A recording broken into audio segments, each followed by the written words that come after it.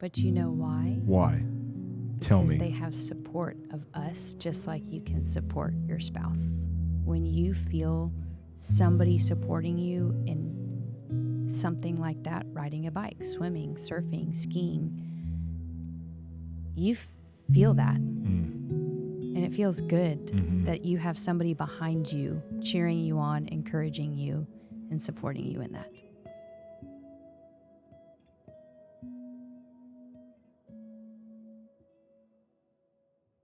Hi. Hi, Who are you? I'm your wife. Thank you for doing this.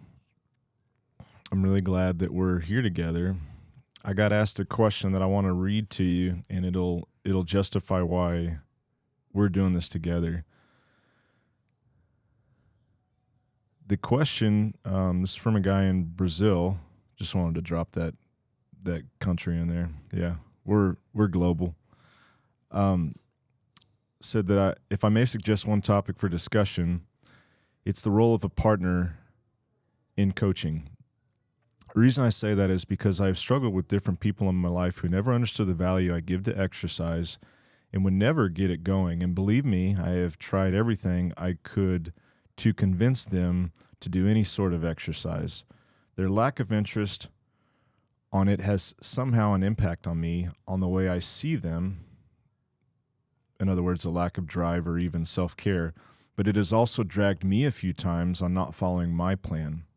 Not sure if you ever coach someone whose partner would be in a similar spot and impact your client training routine, but I am assuming I am not the only one in this position.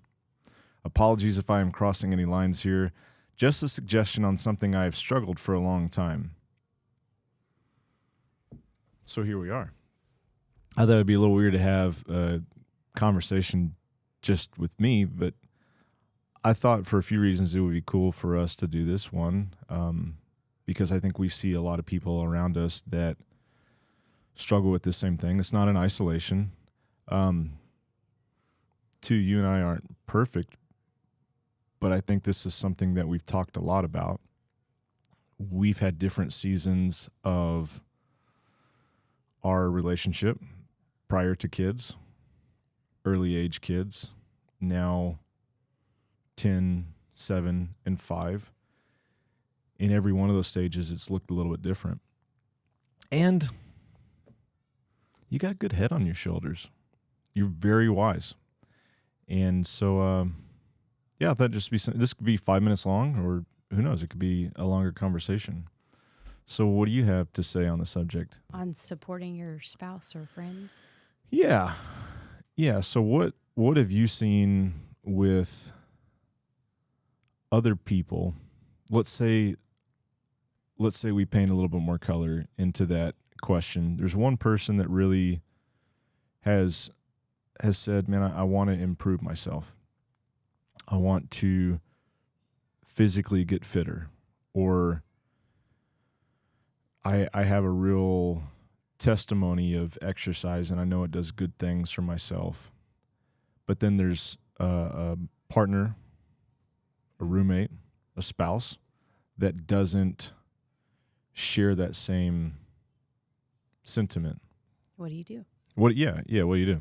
I think that the person that enjoys exercise the most has to put that as a priority. I think when you don't feel supported by a spouse or a friend, it probably is due to the fact that they don't understand or they don't know how to support that person. So I think communication of lots of conversations with that person to discuss, hey, this is really important to me to exercise.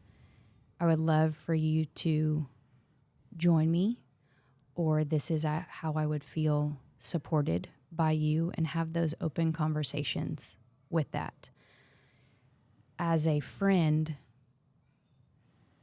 the constant asking of, do you want to keep coming with me? Do you want to keep coming with me? Do you want to join me for a class? Or come to a compromise to say, what would you like to do? And let me join you doing something.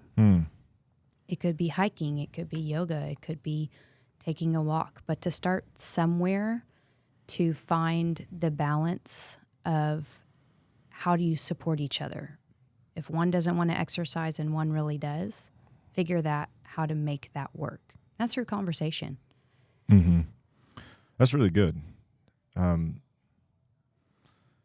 sounds like understanding why it's important. I think that's a mistake that a lot of people make. How many times have we heard something to the effect of, "Oh, you guys are weird because you like to do this on vacation," or "It's weird that you're gonna go work out and then go ski." And that, to me, I always think like, "Oh, they don't understand where we're coming from." Like this to us serves a much different purpose than, yeah, we want to look good. You know, it's like we figured out, at least for you and I, man, it's something that we really enjoy doing together. You know, in that context of like being on vacation and doing that, well, it typically means that somebody's watching our kids, which isn't how most of the time we get to exercise when we're at home together. So I always wish I could say to people that are critical of that, it's like, well, you don't even understand what we're doing. Like, it's not what you think that it is. So I think for any partner to be able to get to the root cause of what it is that they're really trying to accomplish. And then you said it as well, it's a compromise. It's a compromise for both people.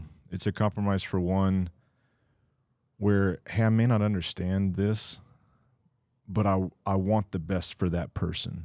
Right. And that seems to be something that is a pretty crucial ingredient for a good relationship of any kind, whether it's romantic or it's just a friendship. It's like, hey, I want the best for you, and I know that you want the best for me, but that doesn't mean that we're twins. And that's been really hard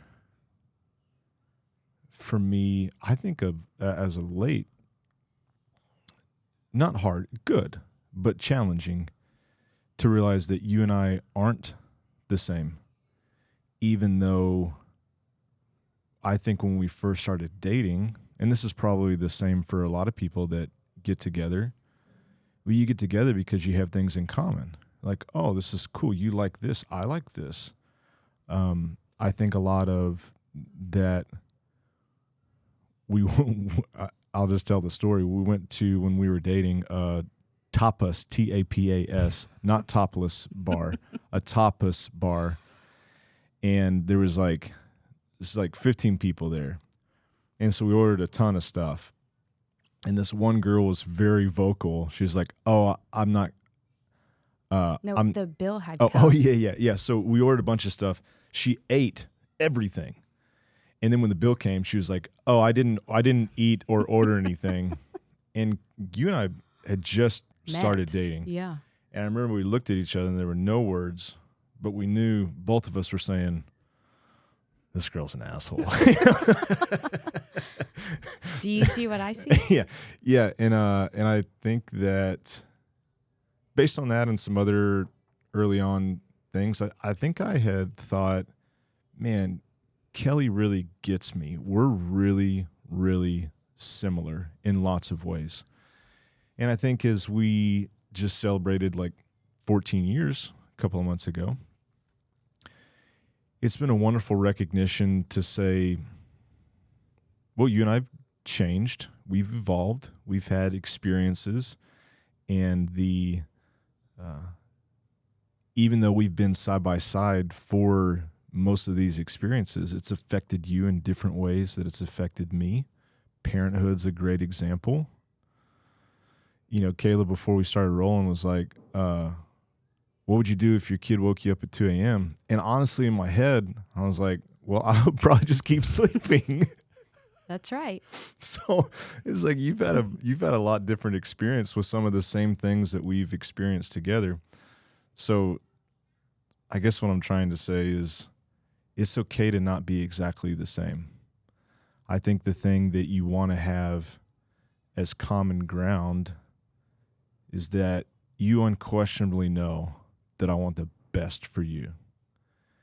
And I know that deep, deep down that you feel that for me. And so if that's true and we're not the same people, we're not twins, then it means there's going to be things that you won't completely align with me on. It means you won't do it exactly the same way that I do it. And then the opposite's true as well. I think that's happened nutritionally, right? Mhm. There's some things where we realize, like, hey, you know, what works for me is different than what works for you. Specifically, I can be extremely low carb. There's food sensitivities as well. I seem to be less sensitive to dairy than you are. Certainly beans. We tried a bean diet this last couple of months. No good. Didn't land very well for one of the two of us. And then, you know, like you do a lot better with fruits. You do a lot better with carbohydrates. I think you can run on a lot higher carb intake than I can. And so it's cool just to recognize like those differences. So, you know, back to the original question, I think what you said was really good, that it is understanding that person better to the best of your ability, even though they're different than you. And then it's a compromise. And I think having for the person that has decided, hey, I want to exercise and I really want to do this, I think it's really hard for them. It might be harder for them to compromise. What do you think? Probably true. Yeah. Because they have something set in their mind that they want to do it this way. Mm-hmm. And if I can't do it exactly that way. Right. And that's hard to shift. To say, well, I think that this is the workout that I need, not this one. Mm-hmm. That's hard, especially when you've followed a program or you think a certain way. But I would say what you just explained, you and I have grown so much to understand the needs of what you and I need exercise-wise. And that's changed throughout the years from when we first were married to now. Explain. I think that... Also, will you marry me? Yes. There are seasons of life for a female to have babies, to recovery, to kids going to school as they grow up. That's totally different than the husband's kind of lifestyle. So I would say in the past couple years, you said, hey, let's find a masogi. Let's find something that brings us joy, and whatever that may be outside of the gym, but an adventure where there is peace, there is calm, and there is excitement to do that. Mm-hmm. And you did one by yourself when you hiked that mountain with that group in the cold. And then just recently you said, hey, why don't you do this trail run while I do this bike race? I don't think I would have ever done that if it wasn't just a push of a conversation to say, hey, I think you can do this. So I'm a good encourager? You are a great encourager. But if you would have asked me that a couple years ago, my answer probably wouldn't have been no. Yeah. Because of the season that I was in with babies, young children, and I also am with my children all day long. You are a great spouse. Thank you. You are too, babe. Thank you. Do we get that? Okay. And you've been really supportive. Right? You just kind of mentioned a couple of things. First of all, will you explain what a masogi is? I don't even know if we've talked about that on any of these. Just in your own words. A masogi. Smogi. Something that you train for that you wouldn't normally do. Yeah. Or repeat it. Mm-hmm. It's a either once in a lifetime thing, or maybe that opens up to something else along that same training program. And that concept has been a part of our marriage. Mm-hmm. My first anniversary with you, I went and tried out for the bobsled team. Right. We did the CrossFit Games. like you said, as a backcountry ski trips I've gone to compete at Worlds in jiu-jitsu. And so this is something that has been a part of our lives as long as we've been together, to go and do something. And you've been supportive, like, for all of those. And sometimes that's a big sacrifice for you. What could you tell somebody else that would be encouraging, where truly to support your spouse in that? yeah, truly it was like, hey, I get to go be a silly goose doing this thing. And, for the training and leading up to that, or me actually being gone, how have you rationalized that? How have you made that something that I've never felt any resentment from you? Well, I'll stop you Okay. there. That's the first. If I say yes to you doing something, I cannot hold anger, resentment, frustration. I have to be all in, because then it's going to come out later after you've trained or been gone or been away from our family. I also think you got one shot. We're living this life. Why not? Yeah. I'll take care of them. There'll come a time, that you marry me? we can switch roles. But I think that was the big thing at the beginning of our marriage, when you said, hey, I want to try out for bobsled. And I think my reaction was, sure, go for it. Mm-hmm. And it was not, hey, you were going to be gone at this time. It was a phone call, and the next day you were gone for 2 weeks or a month. There wasn't any time to think through that. Now, that was a lot easier without kids and stuff, but the support is, hey, if you want to do this as a spouse, the best thing that you can do is be supportive. Ask, how can I help? If you don't understand or know how to support, it's not going to go very well. So in that, it was, hey, let's talk through this. Let's figure this out. And honestly, the time away, when you come home, hey, let's not catch back up on when you were gone, but let's make the most of our time together. Mm-hmm. I think when I look back at bobsled in particular, it sucked. It was long. Yeah. It was really long. It sucked. It wasn't the case for everybody that was there. I mean, there were very few guys that were married that were doing it. And that's a whole other ball of wax. So it was like, this thing that I thought would be really fun, like, it sucked. But I think you being so supportive, there were other guys that would say stuff like, I'm so glad I'm here and not at home. And I think because you were so understanding, you were so supportive, I was like, I can't wait to get back. Hey, it was really cool what you were doing. It was cool, So it was and I don't like- regret it. I mean, I really look back Yeah. as like, man, I was saying something on the Institute call that, that picture. Yeah. There's a picture of me being like, 40 pounds. 240, like beef. But I was so sad. It was like such a like weird time where it's like I'm seemingly decent at this thing that I'm pursuing. It's not bringing me any joy. I'm away from my wife. That's right when we got pregnant with Stella as well. So just some feedback for you, that what I think you are really, I don't think that everybody does what you say.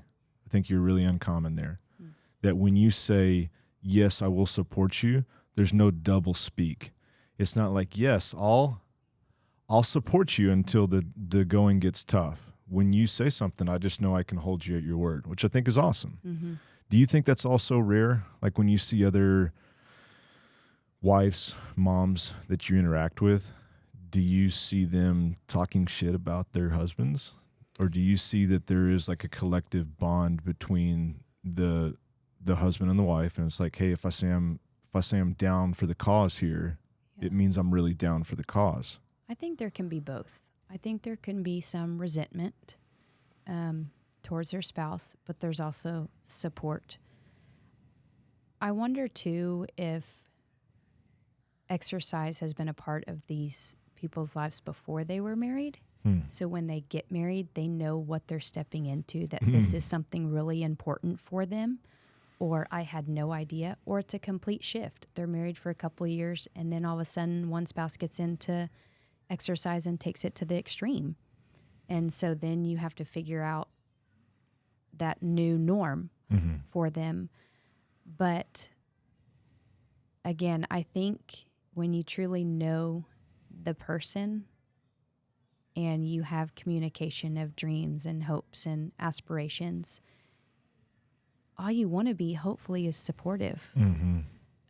There's also, I think, I was speaking to someone this morning, Steve Gillis, and he said, don't you think it has to do with faith too? That you can totally trust that this person is going to step away from their everyday life and follow through with something that they love, and you are supposed to listen and have faith that everything in the end is going to be totally worth it. So like these little diversions, these adventures, they're symbolic of how that person does life. Yeah. Like, hey, if this guy or girl is willing to go out and do this thing that's totally voluntary, that's really hard, or there's a chance that they might fail, like what does that say about how they'll show up being a parent? Right. Where it's like very little confirmation that you're doing a good job, high likelihood that you're going to mess it up. That's beautiful. That's really good. Have you ever felt resentment towards me? And have you had to work through that? I have not. Not. That's a wrap, guys. Sit the showers. No. What advice would you give? Because you said something earlier that I think was true. It's like when we first met each other, that is something that we did have in common. It's like, oh, you're a really active person. Hey, I'm a really active person. Like, and so when we got married, it wasn't like, I tricked you. Yeah. It was like, no, this is really like what we like to do.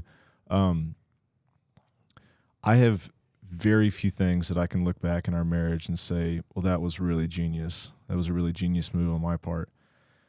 But one thing that I do think was a really good move is for me to find things that we could participate in together. One of our favorite things is skiing. We love to ski. It's where I basically asked you to marry me. And we have some really special memories up there in Colorado. And that's not something that either one of us were faking. It's like, oh, because we've seen that a lot too. It's like, oh, you say you like to ski? Okay, well, let's go. I was like, oh, you just like the idea of skiing. You don't actually like skiing. But that's something that's been a part of our relationship from the very beginning. And that, I believe, opened my eyes. It's like, well, and we have some friends that are like that as well, where they do a lot of stuff with their spouse. But neither one of our parents were like that. Your dad chose a wonderful sport of golf that would take him away from you guys for almost a whole day. And we've had conversations like, hey, what if we could pick something that you and I could do together? And then the final frontier is, what if we could then pick something that our kids could participate in as well? Exactly. You have 3 girls that we've been blessed with that are watching us, watching our lifestyle, watching how we talk to each other, watching what we do all the time.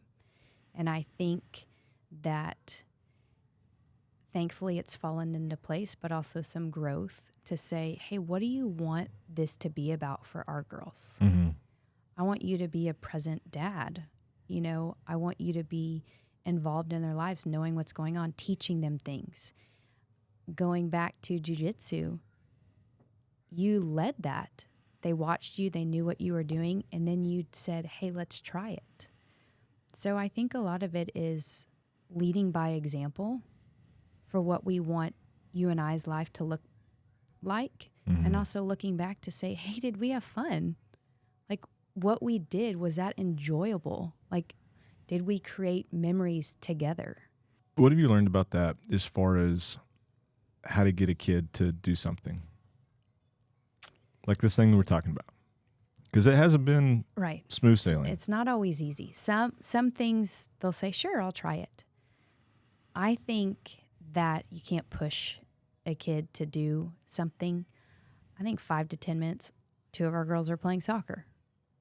And you go out there and you do it for fun before you say, hey, you want to get in on this game and you want to try this, and it becomes a competition. So I think when they see it, they'll start to try it. There's encouragement from you and I. And then as parents, it's our job to figure out, should we put them in this sport?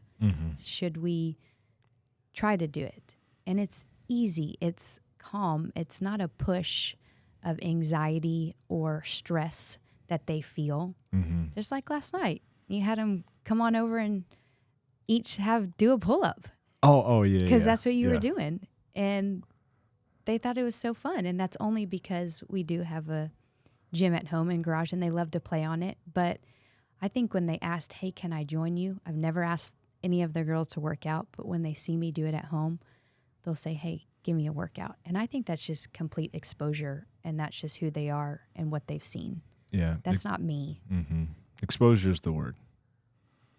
Lectures I found have gone nowhere. Right.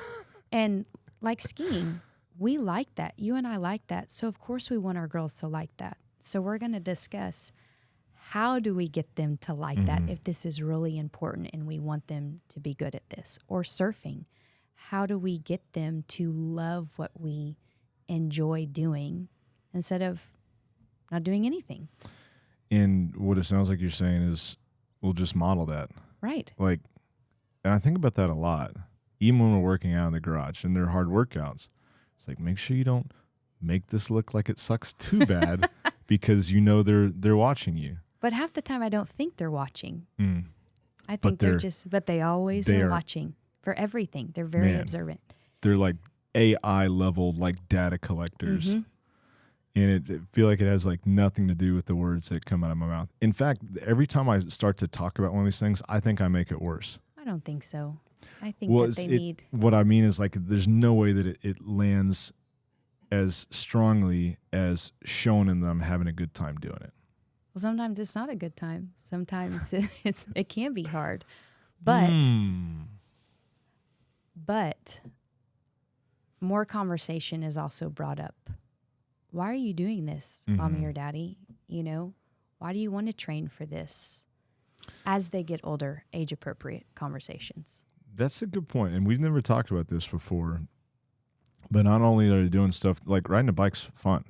Like, riding a bike is inherently fun. So to get them to do something that's fun, like swim or ride a bike, or, you know, go down something easy on skis, I don't think you need a whole lot of willpower and motivation to do that. But we found that our kids don't have a problem, and they're humans, right? So this isn't like, you know, that they're robots, but there's been things that they've done that are hard that they don't think is hard. But you know why? Why? Tell me. Because they have support of us, just like you can support your spouse. When you feel somebody supporting you in something like that, riding a bike, swimming, surfing, skiing, you feel that. And it feels good that you have somebody behind you, cheering you on, encouraging you, and supporting you in that. But man, there's been some things that have happened though that I was like, I don't think I did anything to support that. I don't even know how that happened. Well, maybe it wasn't right there in the instant, but maybe it was a buildup. We were up in Colorado and it was freezing. It was so cold. And I looked down, and Scarlett, who's probably like 2 or 3 of the time, doesn't have gloves on. And she looks up at me, and I was like, she didn't say this, but it was like, why can't you be as tough as I am? You know, because I think I was like complaining about, ooh, man, I'm really cold. And she just looked up and she's like, what? Yeah. And then, we have a cold plunge. Oh. And there's nothing fun about that. No. But the girls, not a single word has been said. It's like, hey, you should do this, or isn't this great? Actually, the opposite. Most of the time, we're just complaining about it. Like, ooh, that was cold. And they all get in it. What is that about? There's no encouragement. There was no conversation. There's no positive reinforcement. Right. It doesn't look like we're having a silly goose time, you know? What is that about? I don't know the answer to that, but Yeah. I think they see what we're doing. We've never asked them, "Do you want to get in?" No. And so the And fact I that think, like, I think child services would I think there's a curiosity. borderline inappropriate. Yeah. There's a curiosity as a kid. I see them doing something. Mm. I wonder what that is. We don't really say it's cold. We say, "Ooh, that Mm-hmm. that was cold," and that's really it. There's not much talk about getting in there. So they saw it. They were curious. They asked. We said, "Sure," and they do it. Mm-hmm. It wasn't a push. There wasn't a question, "Do you want to do this?" They just did it. And I think that's when you and I thought, these girls are badasses. Yeah, and it's the coolest part of being a parent. I mean, that is just like, it's such an honor. And we're talking about this like, well, how do we influence them? But I think a large part of this is, hey, God just made them that way. Mm-hmm. Like God made you a certain way and with a certain wiring. And yeah, experiences have influenced that, but there is a certain nature to who you are. And man, most of the time when I think like Stella or the girls did something amazing, it's like, oh man, how lucky am I just to be the guardian To witness of, that. yeah, of this just beautifully unique and tough little person. Mm-hmm.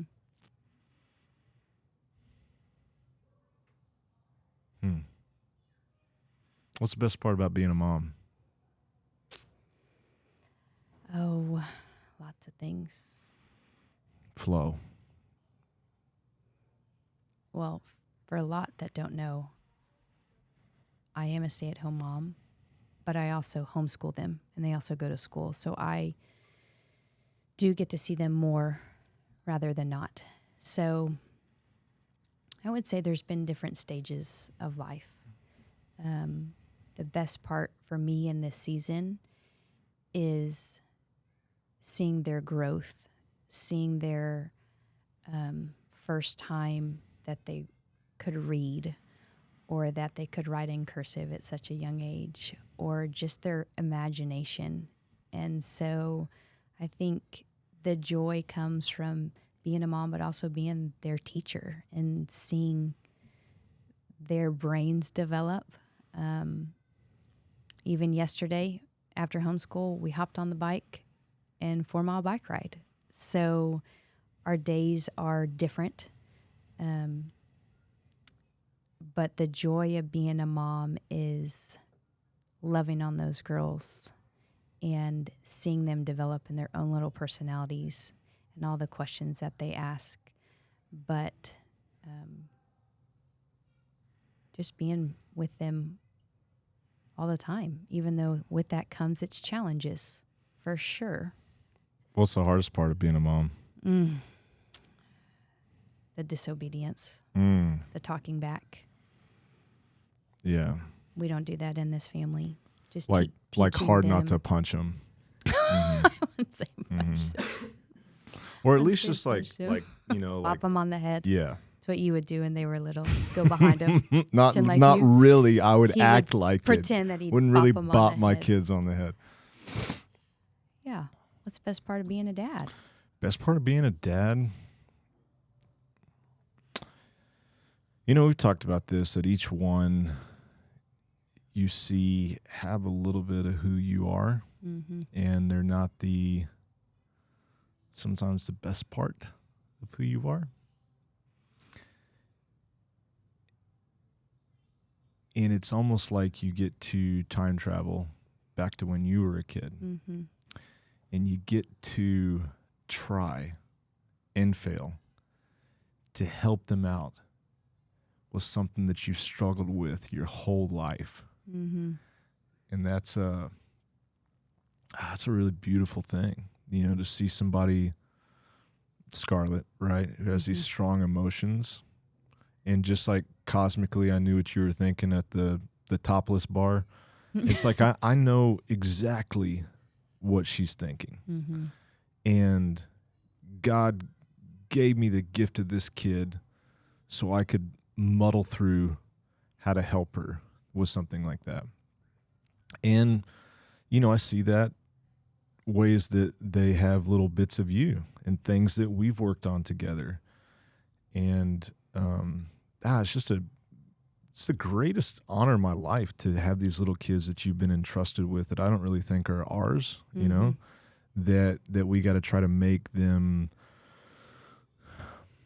strong enough and tough enough and smart enough and how to pay attention to what's going on around you. And man, I just can't think of anything that's better than that. Oh, it can be a lot of pressure because they trust us. We're in charge. It's a overwhelming amount of pressure to not F them up. Thankfully, we have each other. Man, yeah, thankful for that. Thankful that we're on the same page with this. It's not like you think something drastically different than I do, or like, I see, for those that can't be in our household on a regular basis, like there's a lot of coaching back and forth with, hey, this is you saying it to me, like, hey, the way that you just spoke to our kids, like, I think you can do better. And instead of me to get defensive and be like, what do you mean? It's like, yeah, you're right. In the same way, to bring the conversation full circle, that we're trying to bring the best out of each other. It's like we're trying to do that imperfectly and in a messy way, with our kids, like showing them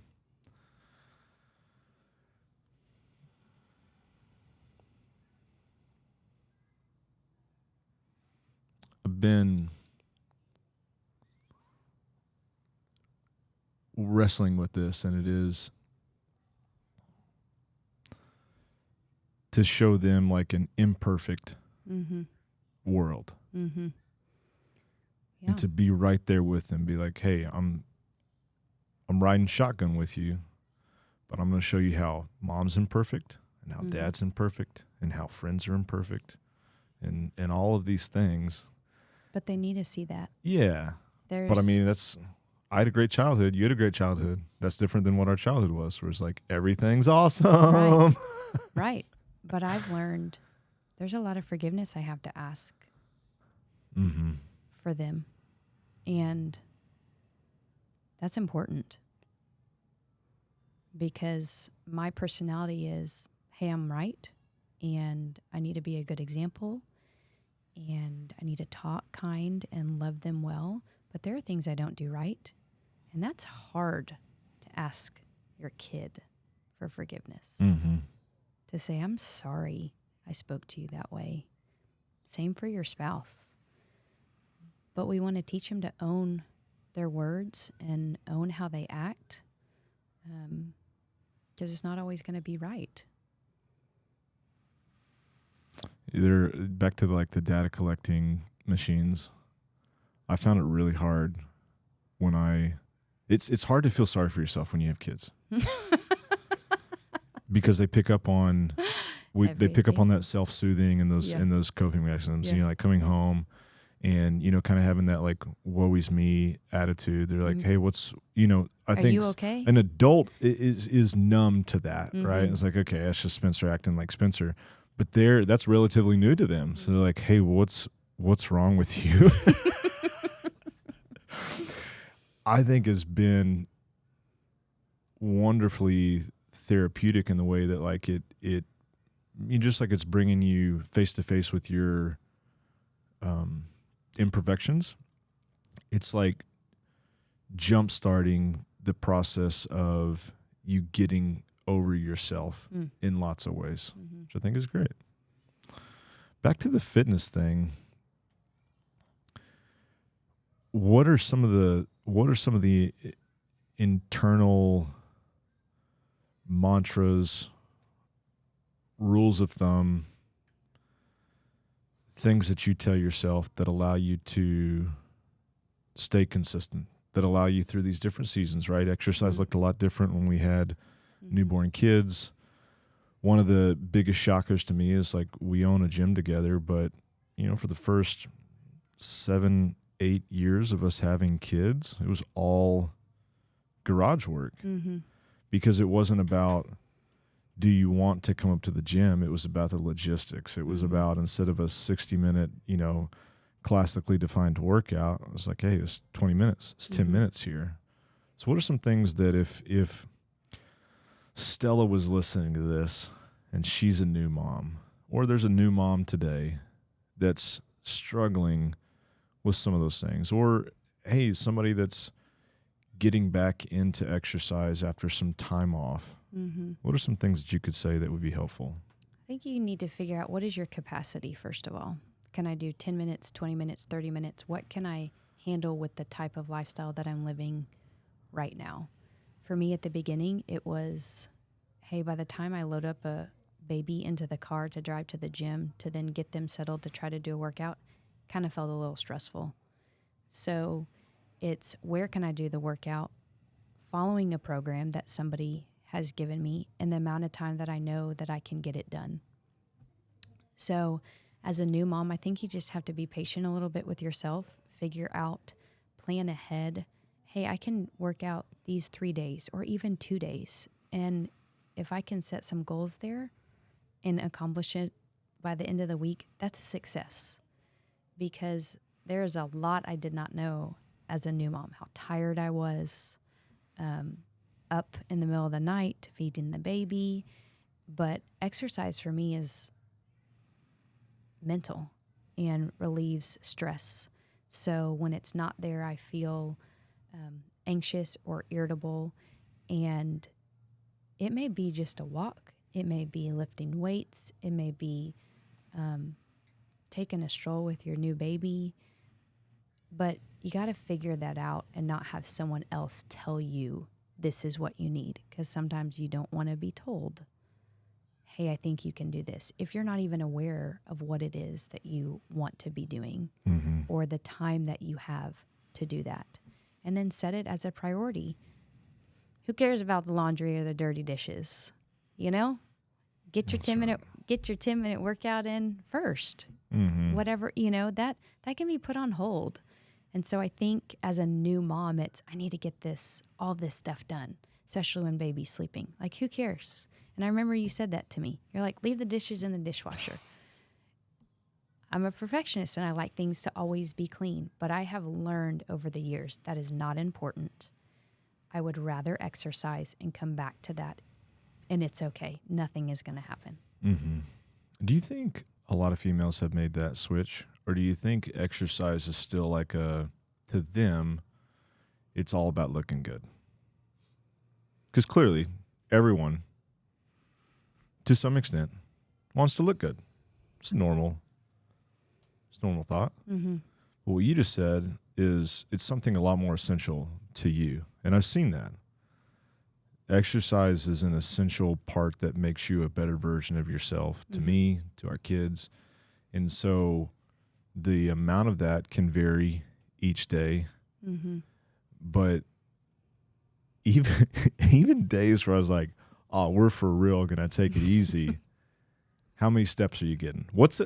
I know you know this answer. What's a good number of steps that you want to get? If it's below this number, it's an unacceptable day. That number is? What I would like to get per day is at least 10,000, because that's just what makes me feel good. Now, sometimes that has nothing to do with I've even exercised. Do you think that our kids will like walking when they're older? I hope so. I want it to be I hate brushing walk. my teeth because my dad was a dentist. Do you think our kids will just hate walking because we make them walk 8 miles a day? Well, we don't. That's an exaggeration. It's not exercise. It's leisurely walks. It's leisure. Yeah. So 10,000 is bush league though. We like it if it's 15,000 to 20,000 a day. Yeah. If it's over 20, you're rubbing it in a little bit. Yeah. Oh, back to the question. Females. Oh, do they want to look good? What's their? Why do they exercise? What's the problem here? Every what's female the issue will here? probably tell you, of course I want to look good. But what does that look like? It's very different for anybody. We're all made very differently. And what is it that wants you to think, if I were this way, I would feel good about myself? What does that look like? what changes do I need to make? If I've been doing the same thing over and over and I see no change, I probably need to shift what's going on here, whether that's nutrition or lifting weights and less cardio. So Oh, how has that changed for you since when we first started exercising? you got to lift weights. You got to pump iron. You have to. Yeah.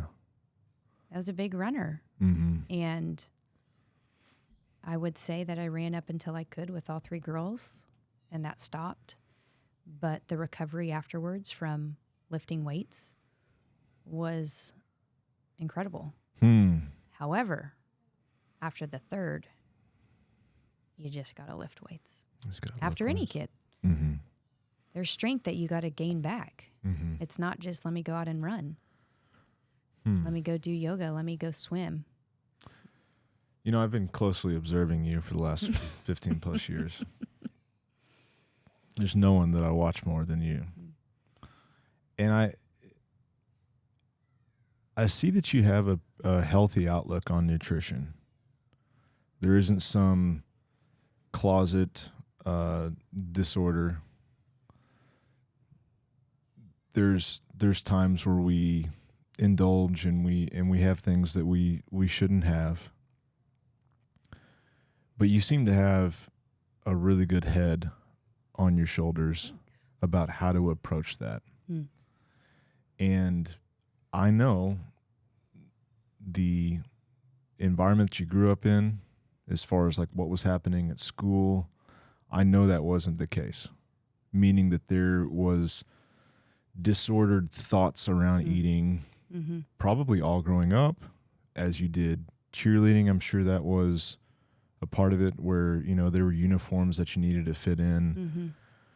I don't know how girls talk, you know, but I imagine that there are whiffs of that in lots of different ways. How have you navigated that? How have you navigated a healthy outlook on nutrition? Because you had mentioned perfectionism, right? And so perfectionism is a desire to want to control things. But this, you seem to not be hyper-focused on absolute control. I had a dad that said, no matter what, I love you for who you are. And he told me that every day. And that was important to me. And I would not say growing up in my family, there was a bunch of, there was always food out. My mom loves candy, you know. I mean, there's always food. But I think a lot had to do with my dad, being a present dad, all of those hard years and the transitions of puberty and friends and feeling left out and choosing to do something different than everybody else is doing. And I just remember him telling me, like, I love you for who you are. Don't change that. And I think it's okay to indulge a little bit in some things, but I think there's an unhealthy way to do that, to overeat, or to almost get to a point where your body craves something that you have to have it, and then you feel sick afterwards. So, you know, I think that I don't want it to be unhealthy for our children. I don't want food to be an issue. And so giving them little by little certain treats or whatever, so that ultimately they learn, hey, this isn't really healthy for you. Is it okay to have? Sure. But guess what? Pay attention now that you're older, how you feel. And I've learned a lot of nutrition from you, and, you know, being on board with you too. We've done a few nutrition plans. Yeah, experimentations. To know, I wouldn't say that I knew that as a little girl. And so you have to be careful with that. I think that eat what you want, Mm-hmm. but also know the reason kind of why you want to do this nutrition plan, or what is the purpose for you to get out of it. Mm-hmm. I think it's really good to follow a nutrition plan and figure out, what did I learn from that? How do I feel? What changed? What was really hard? And then if that's not doable for a long period of time, shift a little bit. Mm-hmm. I really liked this about more vegetables. You know, I took out fruit for 10 weeks. I actually felt fine. At the beginning, it was hard. So I don't want anyone to feel like they can't have something, but it's in small amounts. Food we know is not best for us. That's what you're good at, and that's a great example that you're setting for the girls, which I can't say I do the same. You remember Augustus Gloom from like Charlie and the Chocolate Factory, Yeah. where he just like can't stop? I feel like that's the example I'm saying. It's like, whoa, Dad can really eat. But that's okay, because that's where you have me to Great support that. Capacity, yeah. You know, to be With aware. great skill comes great Right. responsibility. And a nice way to say, hey, I see that you're eating this, and maybe that's a little too much of that. I don't know. But you're good at yeah, it's almost like I forget that doesn't work. You know, whatever I'm trying to do by you know, eating too many Queen Amans on Saturday night, it's like I forget that, hey, it doesn't work. Like this thing that I think it's going to do, like it doesn't work. But you and I have also told each other, hey, because I did this, I deserve this. That is messed up, both you and I, for saying that. I don't deserve anything. Just eat it if you want. You know, change that little voice inside your head. You know? It's true. Anything else? I think you should be the most frequent guest on this podcast. Thanks for having me today. Absolutely. Anything to close with? If our kids are watching this 20 years from now, what do you want to say to them? Oh, you are loved. You are important. You are here for a reason. You were made exactly how you are supposed to be made, just like all of us. And you got people behind you to support you. You really do. Find those people. Let them love on you, and you love on them. Amen. Good job. Love you. Love you.